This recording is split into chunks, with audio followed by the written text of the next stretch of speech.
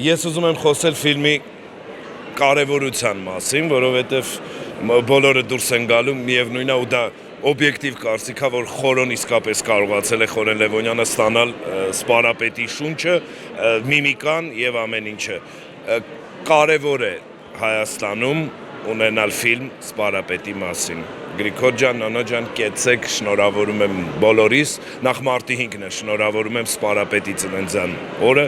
որովհետև դա ծնունդ է, որը մեզ, մեր երկրի պատմությանը ծնունդ է տվել, վերածնունդ է տվել։ Շնորհավոր բոլորիս։ Ֆիլմը հուզիչ է, ֆիլմը մեր մասին է, ֆիլմը մեր ապրած օրերի մասին է, իսկ բոլոր նրանք, ովքեր նոր են մեծանալու, թող ճանաչեն դեմքով մարդու, ով բանակը level up արել, ով հավաքել է զրոյից, ոչ մի հերոս միանշանակ չի եղել, թե իր կյանքի օրոք, թե գնալուց հետո, դրա համար նմանատիպ ֆիլմերը շատ կարևոր են ֆիքսելու,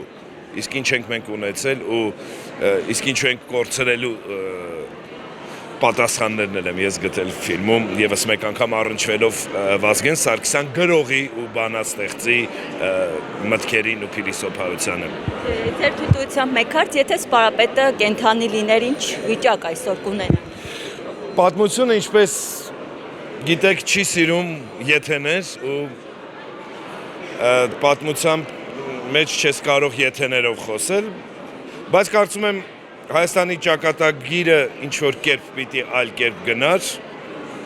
ցավոք սրտի չգնաց, գնաց այնպես, որ նորից սպարապետի ասածները վերագնահատելով կարողանանք գոնե էս մի բուռը պահենք միասին, լույս վառելով ու աթոռի կռիվ տղեկ չտալով, ինչպես ինքը մարգարե է եղել, Վազգեն Սարգսյանը մարգարե է եղել իր գրվածքներով, ասածներով ու փիլիսոփայությամբ։